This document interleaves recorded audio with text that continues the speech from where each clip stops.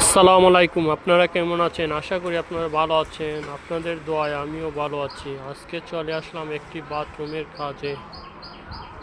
16x32 tiles নিয়ে clip দিয়ে কাজ করে থাকি সারা নবীগঞ্জে। আমাদের কাজ দেখে ভালো লাগলে অবশ্যই আমাদের সাথে থাকবেন, আমাদের চ্যানেলকে সাবস্ক্রাইব করবেন।